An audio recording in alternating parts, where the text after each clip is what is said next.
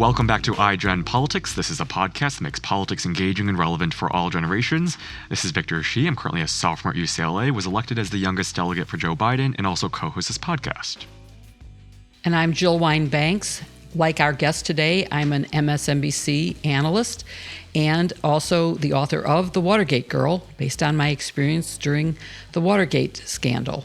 I'm also the wearer of hashtag Jill's Pins, and today's pin in honor of our guest, Jennifer Rubin, is a group of women, because there is power in that and because it relates to her book about women and their role in the resistance.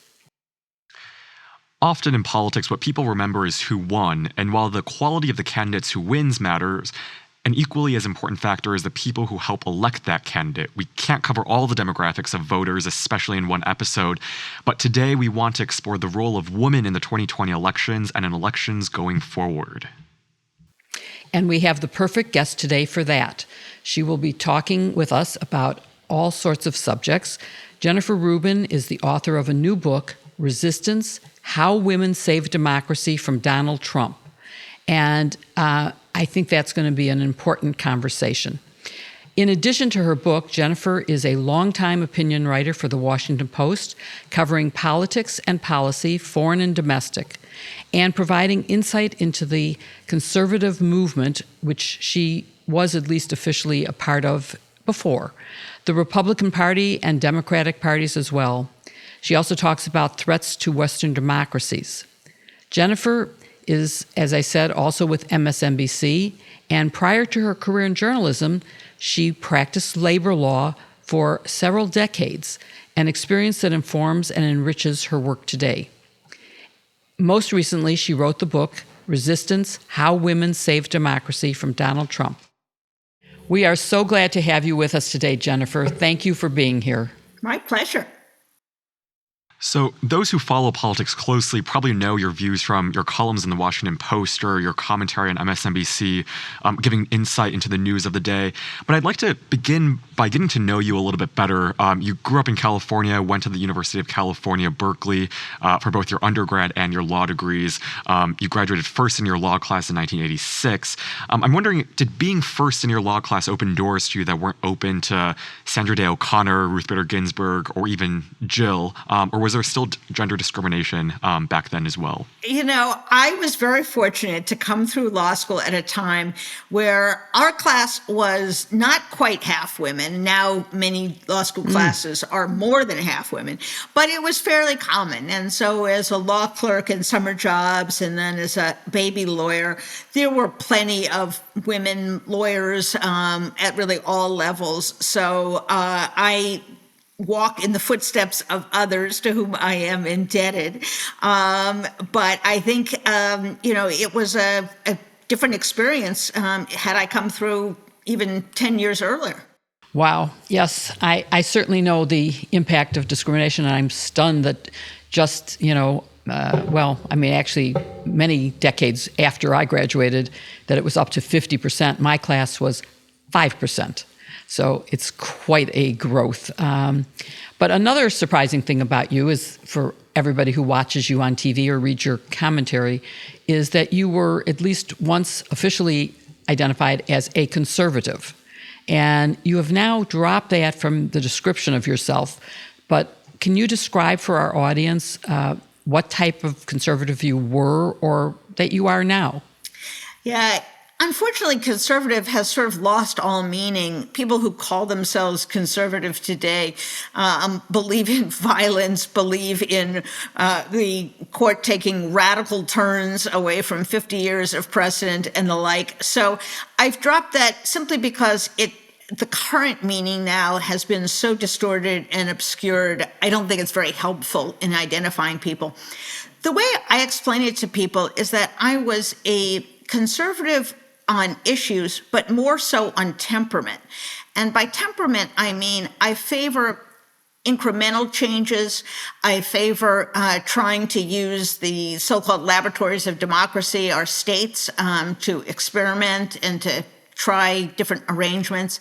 That I think civil society has a very large role to play in our American experience. And so for those reasons, I tend to be somewhat cautious and hopefully humble in my anticipation of what government can do or should do. That's not to say government doesn't have a very, very big role to play, but that we should be mindful of unintended consequences. So that was my kind of temperamental attraction. As you can see, that bears no resemblance whatsoever to the current Republican Party, and hence my exit from the party. In terms of issues, I think of myself as sort of a classical 19th century liberal, meaning that I believed in limited government, free trade, robust immigration, the general reliability of markets. In the case of the United States during the Cold War, which I think was the formative period of my politics, and thereafter, I looked for strong American leadership in the world based upon our values. And once again, you can see that most of those things do not bear any resemblance to today's Republican Party. So I think it is a quandary for many people who once thought of themselves as something they thought was conservative to now see that term used in such a bizarre way. But I think for people who left the party, they are trying to figure out what comes next. And that may be eventually forming a new party, that may be finding a home in the center part of the Democratic Party. Jill and I are both old enough to remember Blue Dog Democrats, that is, more conservative Democrats, primarily from the South. But I think so long as this Republican Party is in such a bad state, so unhinged, and operating in ways so contrary to our democratic ideals, there's no way that I could identify with them or be part of them. Have you officially left the Republican Party now? I have. In Virginia, we didn't, where I was at the time, I made the change. We don't register by party. So at that point, I didn't make a formal change. But I did write a piece in the spring of 2016 after it became very evident the Republican Party was not going to reject Donald Trump breaking up with the Republican Party. I basically said, we need some time apart, and that time continues until today. So, well, you're in good company because Ruth Bader Ginsburg, of course, was someone who believed in incremental change. And tomorrow we'll find out what would have happened had she had her way on abortion, as opposed to the not incremental change that Roe versus Wade made. But anyway, did your sort of loss of confidence in the Republican Party result from Donald Trump, or was there some other cause? Well, I certainly think that he was the final straw. There had always been elements in the Republican Party which I and some of our fellow never-Trumpers fought back against. There was a time, of course, where the Republican Party under Ronald Reagan was very pro-immigration. And it had slowly drifted into not only an anti-illegal immigration, but just anti-immigration stance. And that bothered me hugely. But I think at the point at which they embrace someone who rejects the fundamental democratic compact, that is the rule of law, the concept that no one is above the law, the notion that we have one man, one vote, and we count every vote accurately, and that we put aside violence and respect the democratic system. Once they threw that overboard, there's no toleration, there's no compromise, there's no policy position that I could tolerate that would keep me in the party. And people often raise all sorts of positions that Joe Biden or Democrats are saying, and say, well, do you agree with that? Do you agree with that? And the answer is no, I don't agree with everything that various Democrats have to say. But I do agree that we only have one small d Democratic Party right now, and that is the big D Democratic Party. And so for now, I have to make my peace with them, and I offer advice, I offer suggestions, but until the Republican Party figures itself out, there really is no hope for it. I, of course, hope that you and all the other conservatives who actually believe in conservative values as you've identified them, but are willing to recognize the threat that the current Republican Party poses to democracy, will join the Democratic Party, the capital D Democratic Party, which is also, as you said, the small d Democratic Party, and that you will soon consider yourself an actual Democrat. I do have one follow-up question. What would you say to young conservatives? What do you think the party means for them right now? Oh, gosh. Well, I would have them return to first principles. I would have them go back and read the Constitution, read some of the best commentary on it, like the Federalist Papers and others who have taken our history seriously, and also to inform themselves about the Civil Rights Movement and about Jim Crow, and let them reach some conclusions about what they think the American experiment is about, what they think are the values that hold us together as a people.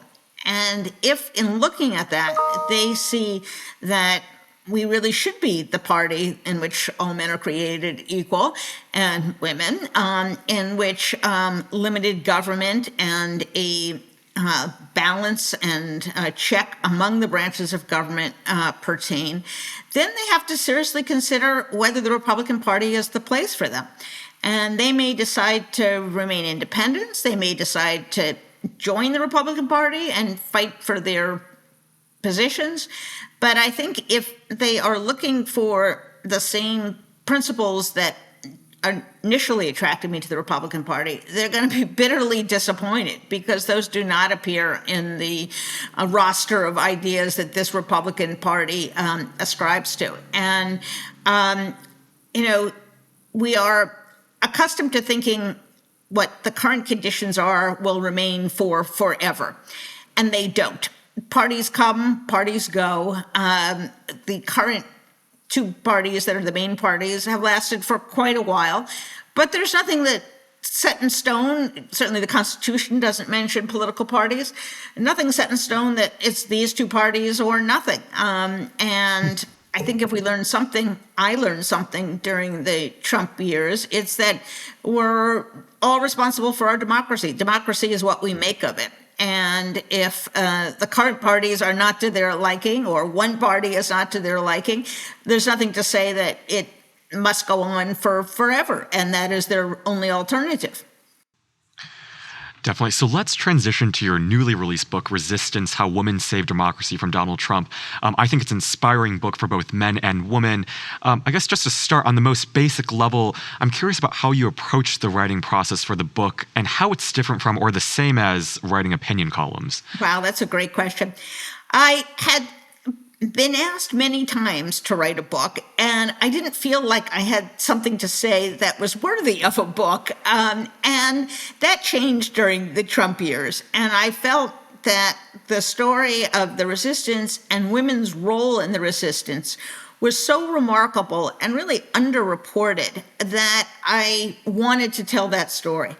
And the more I got to know women, some of whom had never been political, some of whom ran for Congress for the first time, some of whom formed new organizations, the more inspired I became. And I think you're right, Victor, that it was not simply an example to me of women engaging or re-engaging in politics. It was an example of what participatory democracy should be about. It was about women taking matters into their own hands, and in some cases really reinventing their lives in order to become political activists. It was a very, very different process than writing a column. On one hand, there is some similarity. You gather facts, you talk to people, you interview people, and you come up with a thesis, if you will, an argument, and present that to your readers. But in the course of a book, you have the luxury of time and length and breadth. And so I think the ability to sit down with so many different people who live in all different parts of the country was really a remarkable experience for me. I wrote the book over about 18 months, sometimes racing to catch up to events and sometimes writing in real time. But it really gave me perspective apart from my day-to-day work so that I could kind of pull back and see maybe some of the broader actions and broader activities. And it also, I think, led me to be more optimistic about the fate of democracy. For a number of years, I think correctly, we've been warning about attacks on democracy, the decline of democracy, illiberal forces, not only in America, but around the world. But this really gave me a deeper appreciation for the degree to which democracy does really hold an appeal for Americans, that it is in our political DNA to a large extent, and that it mattered enough for women to change their lives, uproot their lives, run for political office, raise money, volunteer, and do all of these things that perhaps we had gotten away from doing and become very passive about. And I think it was a wake-up call to me and really an inspiration that democracy has some life in it after all. It is up to us to reinvigorate it in every generation, I think. For sure. I mean, we'll get into those moments later in the podcast, but you really walk through three key moments in your book. You talk about the 2016 election, the Women's March, the 2018 Blue Wave, and then everything surrounding the 2020 election. How did you settle on those moments in your book? Well, I will be honest, the contours of the book kind of changed as things went along. I was consistently thrown curveballs. I never expected impeachment to come along, for example. And I did remain concerned for more reasons than one that Trump might win, in which case this would be a very depressing book, not a book about a success of democracy. But I think the facts really sort of dictated that. And because Trump did lose, thank goodness, in 2020, that just seemed to be the natural bookend. And I do think 2018, likewise, was a turning point. Certainly in the book, I detailed the battles against the Trump administration, which were very important in 2017, whether it was the Muslim ban or the fight to save the Affordable Care Act. But 2018 was really proof that a organized, energetic, democratic grassroots force could combat the Trump movement and could respond to this mass insanity, mass political insanity, and could be successful. And so I think that obviously became kind of a tentpole for the middle part of the book, how that happened, who ran, how they won, what they did once they got there. But I think had they not prevailed in 2018, I think we would have been in a far, far worse position, and Trump would have been unimpeded, frankly, all the way to 2020. And when you think about it, after the failure of the Republicans to remove the Affordable Care Act, and after they passed this very expensive tax bill, which didn't deliver that much, as a legislative matter, he really did nothing more. You can't point to any accomplishment of any merit. He was destructive in many ways, and he did things to injure our democracy. But he essentially, on a legislative basis, was stopped in his tracks. And that was not a foregone conclusion. In my book, I interviewed and spent a great deal of time learning from Neera Tanden, who was the head of the Center for American Progress, is now part of the Biden administration. And she, I think, correctly saw that if they had lost the Affordable Care Act fight, and then in 2018 lost the midterms, Trump would have proceeded to rip up a good deal of the social network, the social safety network, rather. He wouldn't have stopped with the Affordable Care Act. We would have seen major changes in domestic policy. And as we are seeing now is playing out, we are experiencing perhaps an earth-shaking change in jurisprudence, thanks to the judges that he has appointed. And we're going to find out just how big and how important that is. That may be his most devastating legacy, depending upon just how radical this court turns out to be. So let's look at that first moment that you highlight in your book, which is the 2016 election, which I, like so many others, thought for sure Hillary Clinton would win, not only because she had the right experience and politics that I liked, or policies that I liked, but also because her opponent was so very unqualified and had insulted one of the largest voting blocs in the country, which is women. And, we saw it with the Access Hollywood tape and just in his general behavior, and then the accusations of so many women of sexual assault by him. So I want to ask you first, what do you think in 2016 made it possible for Donald Trump to win despite all that I've just laid out? Yeah, it really was still a inconceivable fact to me, like you, Jill, that the country would have chosen this person over Hillary Clinton. Whatever her shortcomings, whatever her difficulties, she was at least fundamentally qualified to be president. She wasn't insane. She was emotionally stable. That's a pretty low standard. Yes, exactly. She had some familiarity with American history and American government. But it turned out that the country does not necessarily look at politics the way you and I do, Jill. They don't necessarily look at the issues or look at competency. They, I think, have begun to view politics as sort of combat, that they look for their warrior, their champion. And there were a whole lot of people who saw in Donald Trump something that was going to stick the finger in the eye of people who they think had done them wrong in some respect. And that this emotional connection that he managed to make and the anger and fear and anxiety that he played into was sufficient to get him elected. And I think those of us who tend to think of politics in more rational, logical, linear terms, this person believes in X and therefore he's likely to do Y, were frankly taken aback by the notion that this guy had sort of rewritten the rules of who could be president and who should be president. And I think listen, Hillary Clinton did not run a perfect campaign. But you're right to phrase the question the way you did, Jill, which is, how could it even have been this close? How could it have even been in the realm of possibility? And I think what we learned is that you have to make the case for democracy. Democrats have to be very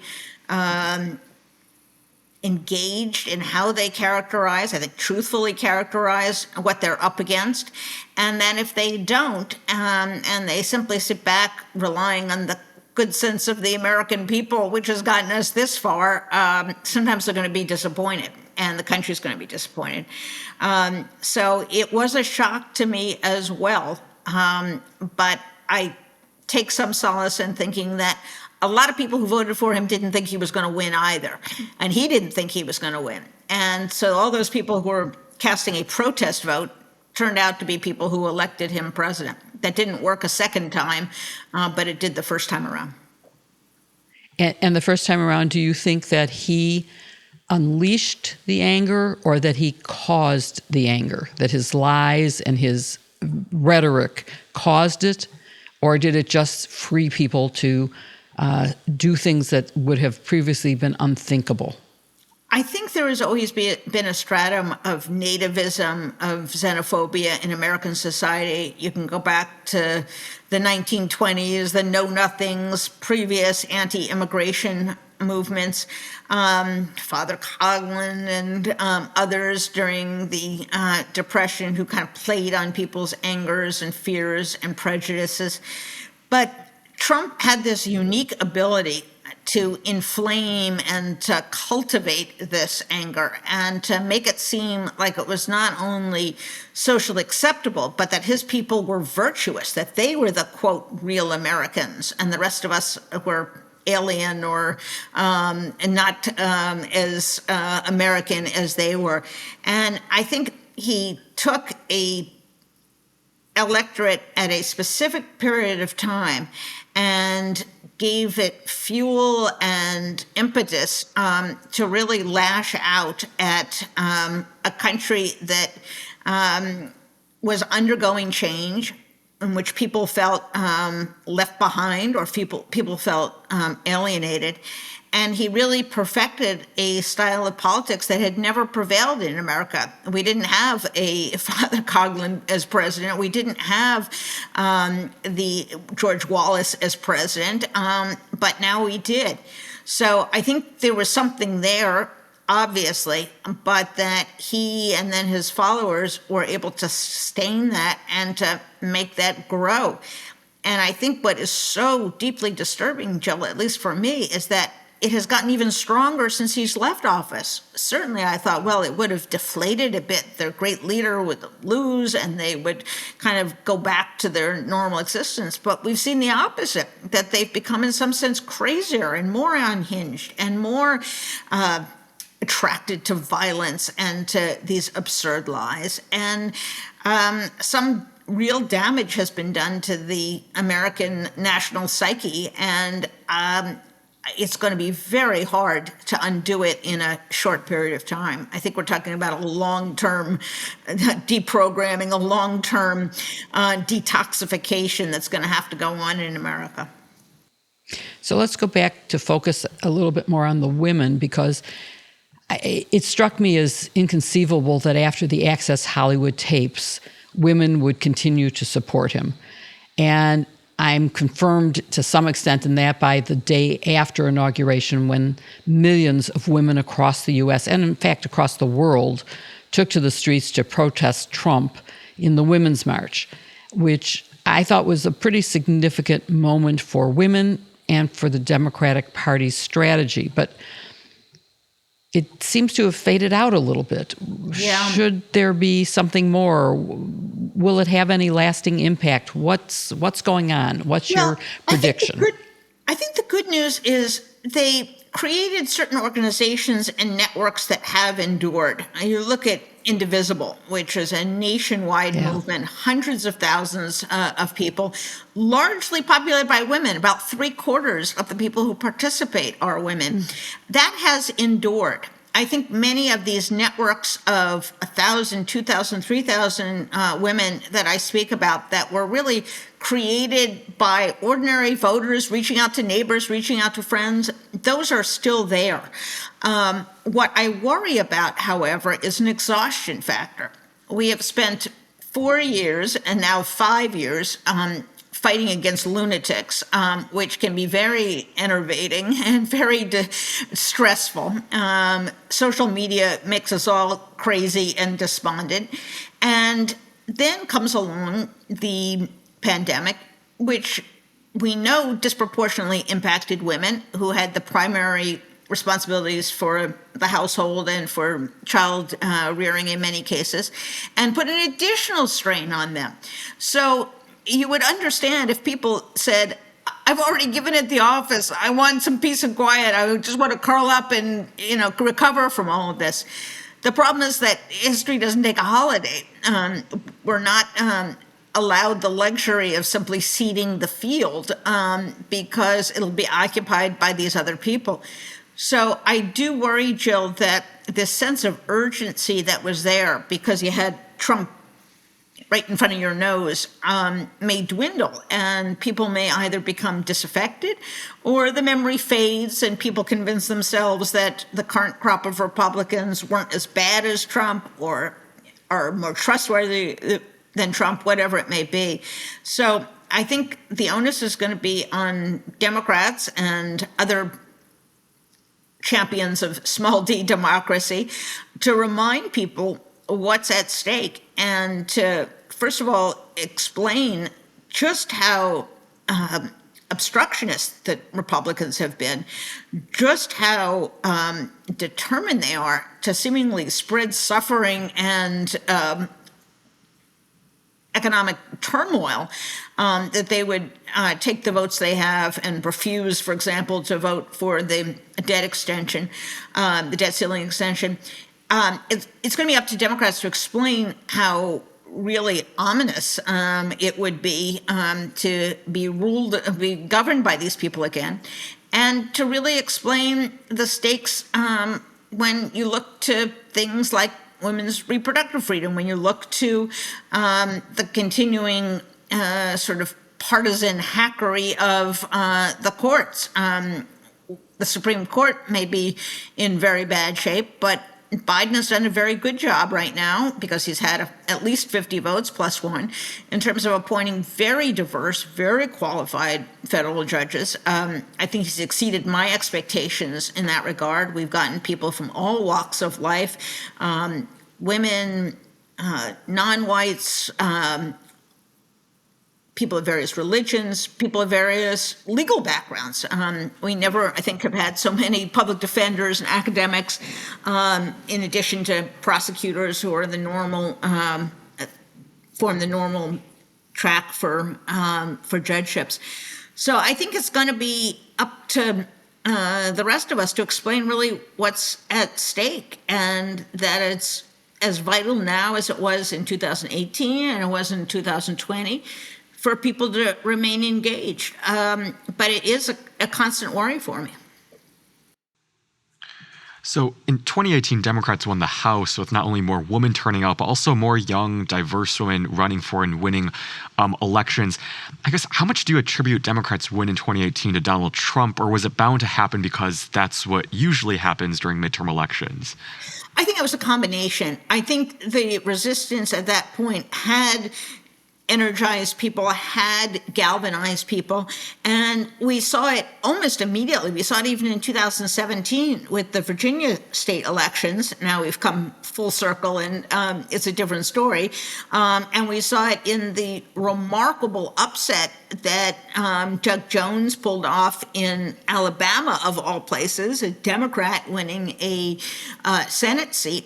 So I think this was in large part a reaction to Trump specifically, and to the emotional energy, the engagement, the anxiety, frankly, that people experienced, and they realized they had to stop this, or at least put a brake on it. And they were very successful in doing that in 2018.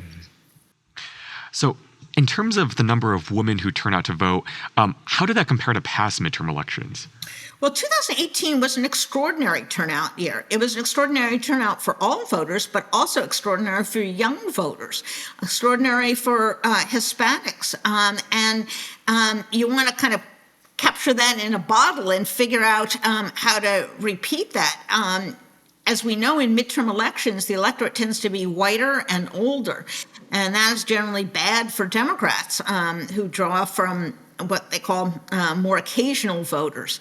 But I think what Stacey Abrams and others hopefully have taught us, and Beto O'Rourke as well, who's, I think, very effective in organizing, is that you have to tend to those voters even between elections. You can't just come back to them a month before the election and say, kids, let's get out and vote. You have to keep them engaged, and you have to maintain the level of interest in politics and the sense of responsibility for our own democracy. So I think we saw it again in 2020, which was by far the largest election we've ever had in terms of numbers and turnout. Also the cleanest election we've ever had, I think, by any measure. And I think that's why Republicans are so desperate to try to curtail the electorate. They do not do well when these occasional voters turn out. And so they have gotten it into their heads that the way to prevail is to make it difficult for certain types of people to vote. And that's been their strategy. And we must rely, I think, on the United States Senate. I don't know if that reliance is well placed, to see if there can be a legislative response. The Supreme Court has made it virtually impossible to have a judicial response, as Jill well knows and has written about and spoken about. So we have a serious disconnect now in our democracy, where the electorate is not going to resemble the country as a whole. And that's very bad. That's the principle of democracy, that the country as a whole, to some degree, is reflected in the votes and in the people we elect. And when that doesn't happen, our democracy will cease to have legitimacy. I think in 2018, we saw a perfect example of really diverse people getting elected. You know, some of the people who got elected included Deb Haaland, AOC, Sharice Davis, Ilhan Omar, and other trailblazers who made history. What do you think those victories indicated both about the state of the Democratic Party, but also the Republican Party? Well, I think two things happened. One, the Democratic Party itself diversified. AOC is the perfect example of that. She beat a very established white male. And although she didn't flip a seat, what she showed is that the Democratic Party itself is becoming much more diverse and, to an extent, much more, I think, inviting to people who do not have a long career in politics. For better or worse, I think Donald Trump has been somewhat responsible for that. He had no experience. That's going to one extreme. But I think at least in 2018, what we saw not only from people like AOC, but people from the more centrist wing of the Democratic Party, was that people who never ran for office figured out that they could do it. Now, they weren't running for president of the United States, but if you had a national security background, if you had had business experience, if you had been even active in your community, that you had kind of the basic skill set that was necessary to run for office, and they did. And I think 2018 did two things. One, it introduced a whole new class of moderate Democrats who are the ones that flipped those close seats and are now, I think, have a target on their back for 2022. So they were able to actually shift from red to blue. But you also saw a change in the Democratic Party itself. And I think it's very important for the Democratic Party to continue to welcome in younger people and to give them then an upward path. Nancy Pelosi did something very smart with her class of 2018. She took a lot of those freshman women and she put them in charge of subcommittees. This had never been done before. Usually you have to get in line behind a whole bunch of other people. And what she saw was that it was very important to give women leadership roles, and in particular, to put them in positions where they were dealing with national security, because that really bolsters the resume for women. And I think that absolutely paid off. Deb Haaland, as you say, was the subcommittee chairman on a natural resources committee and now is the Secretary of Interior. Someone like Abigail Spanberger, who had a background in the CIA, again, was put in charge of a subcommittee, and she's continued to be really one of the rising stars in the Democratic Party. So I think it was this combination of recruiting people, but then giving them an opportunity to shine that is a pattern that I hope continues in the Democratic Party, because that's how you get new blood, that's how you keep the party refreshed, and that's how you communicate, I think, to a younger electorate that this is a party that gets it, that understands what's going on in America. Let's take a quick look at 2020, and there were a lot of women running for president in the primary. Of course, none of them made it to that, but we did end up with a vice presidential candidate. And you interviewed some of those female candidates for president. What did it show about the energy and the significance of women in that election to have that many women running? I think it was an absolute critical breakthrough. Amy Klobuchar, who was one of the people that I interviewed, in fact, multiple times during that race, said when they all walked out on the stage, she had this great feeling that there's more than one of us, that women there would not be just a woman candidate, and that women would enjoy the same luxury that men have, which is being individual candidates. different views, different positions on the issue, different backgrounds, different strengths, different weaknesses. And so for the first time, it wasn't an oddity. There was no single person who became the epitome and the model for all women candidates.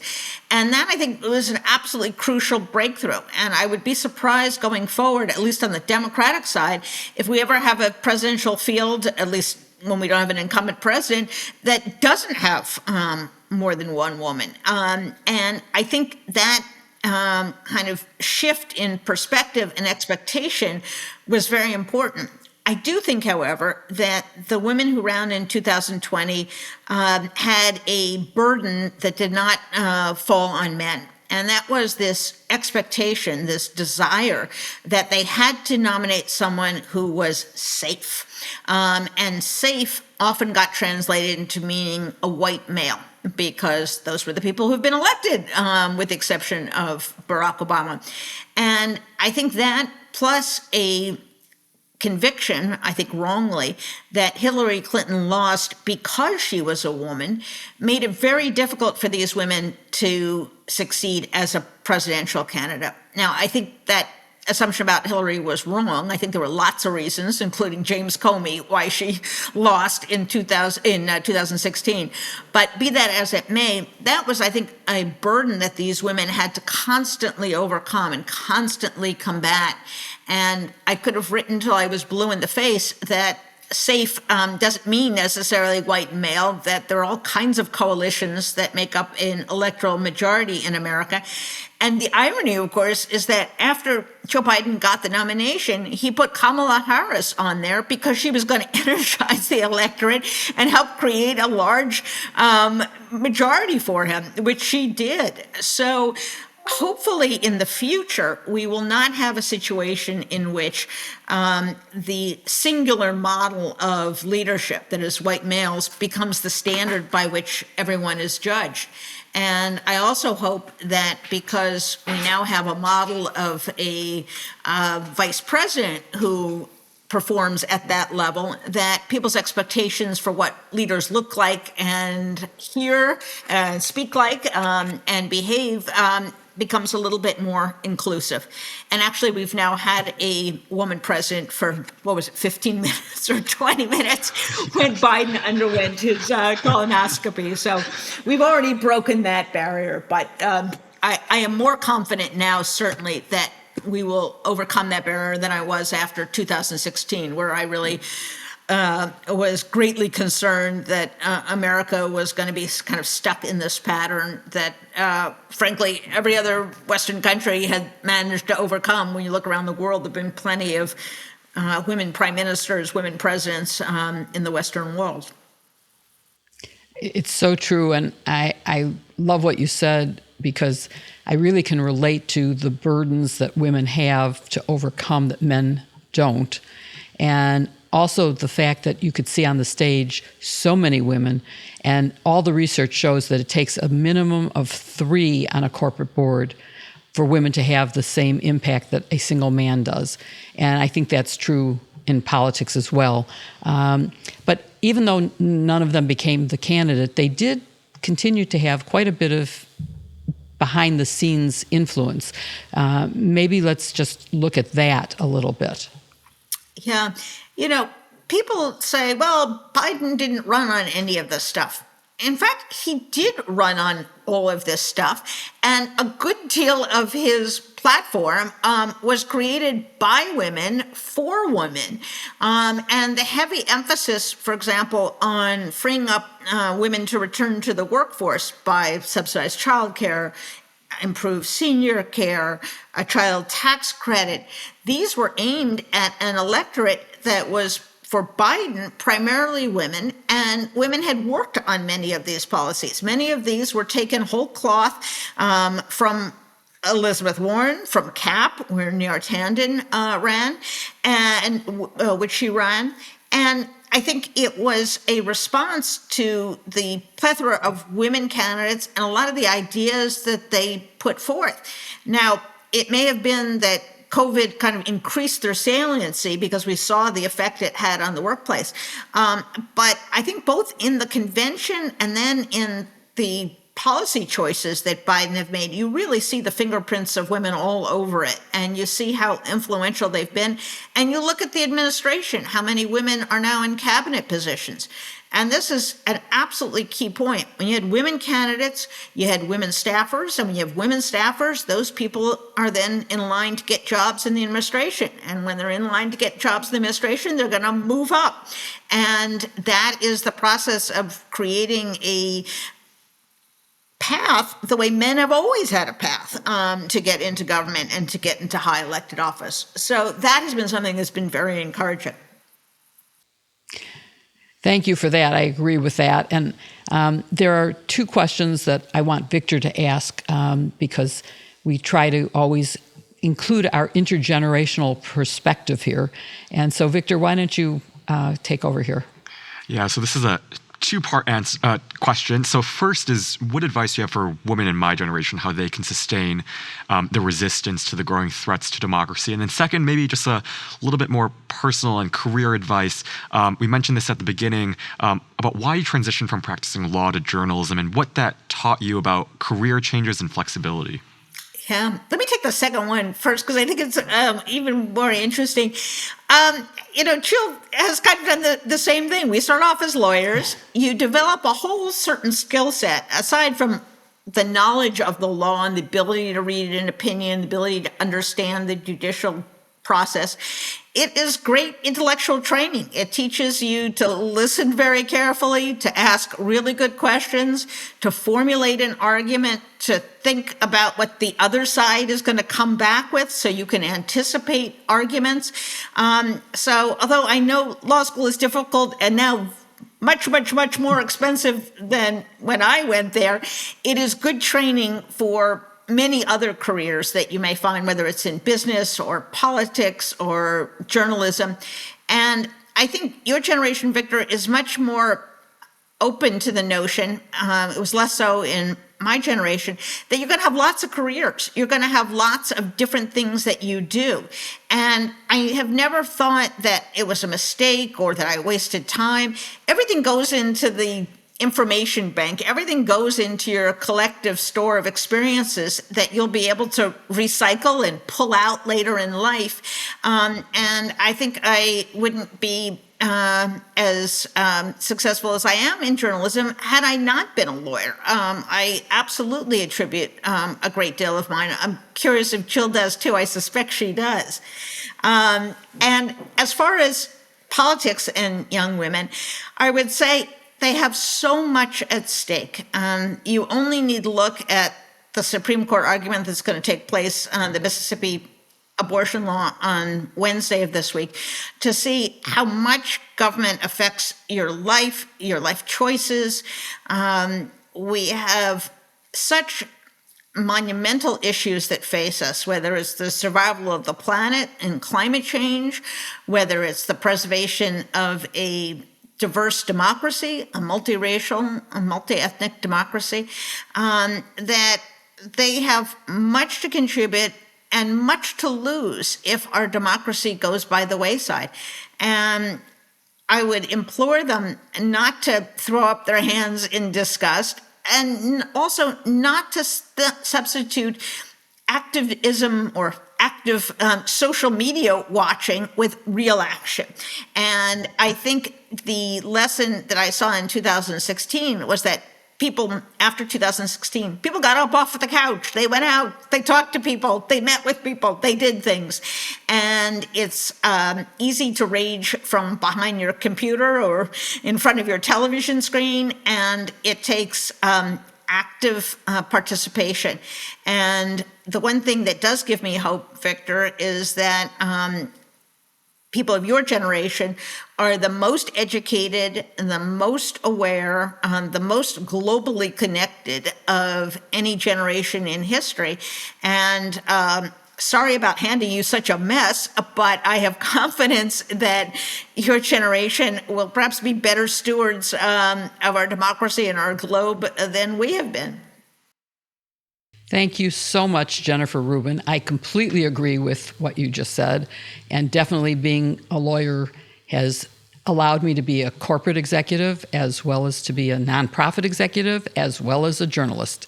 So, although my undergraduate degree was also journalism. But thank you so much for being here. I hope our audience has enjoyed this as much as Victor and I have, and that they will follow us on either wherever they get their podcasts or on YouTube so that they don't miss any future episodes. And thank you again for being with us today. It's been an absolute pleasure. Thank you both for having me. Thank you so much. So, Victor, I loved our conversation with Jennifer.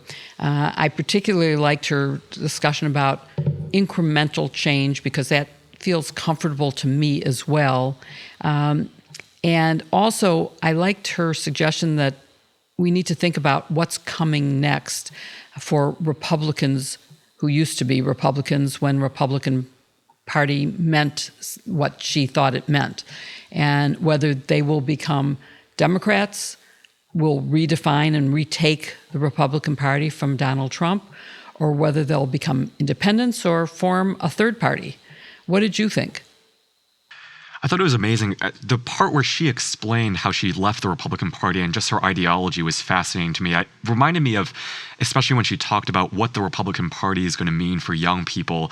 I read this book last year, and it was called "Let Them Save Tweets," and it's basically on the 3 R's of how Republican parties change: resentment, rigging, racialization, and they've used those 3 things really, really well to transform the party. And it reminded me of what Jennifer said as to why the Republican Party now chooses violence over saving our democracy. And I think for young people across the country who are thinking about, should I be a Republican or should I be a Democrat, to really look hard at the Republican Party and what they're doing now, to inform themselves on what the founding fathers wanted for both parties, I think is really important. And I think, if there's a choice for young people right now, it clearly is the party that chooses democracy over one that chooses violence and fear and anger. And so I thought that part was really interesting. But also I think just the career part, she's had such an interesting career from law to journalism. She's an MSNBC contributor. And at the end, she kind of mentioned your experience going from law into corporate into journalism. And I'm wondering if you can talk a little bit more about that and how that kind of law degree has helped you navigate other fields, especially for my generation who may be thinking about, what they want to do after graduation. So I think exactly what Jennifer said is true, which is that law school teaches you a way to think and solve problems. And that's a skill that you need whatever field you decide to pursue, whether it's medicine or engineering. And I've worked with both doctors and particularly with engineers when I was at Motorola. And I see how they approach solving problems. And it really is a similar thought process. And so it helps you. The one thing that it doesn't help with is learning to write like a lawyer is not great for writing a Washington Post column or for speaking to a jury or for speaking to a television audience. Luckily, my undergraduate degree was journalism, and I try to write like my journalism training and think like my legal training. And I think it can open doors to so many different professions. I also want to go back to something else Jennifer said, which and you've just commented on, was her description of the Republican Party today. So my advice to young people is pay attention to what it is now, not what it was in the past. It's not your father or mother's Republican Party anymore. It is something totally different and I think quite awful. It's not even a good adversary for the Democrats in terms of policies and political action. So I think that's really important. I loved our conversation. I hope that our audience did as much as we did, and that you will give us a review wherever you listen to this podcast or if you watch it on YouTube. Please rate us. We love to see what you have to say. Make comments about what you think we could have as subjects going forward. We love hearing from you. If you have questions, let us know. And please follow us wherever you get your podcasts so that you won't miss another episode. Thank you for being with us.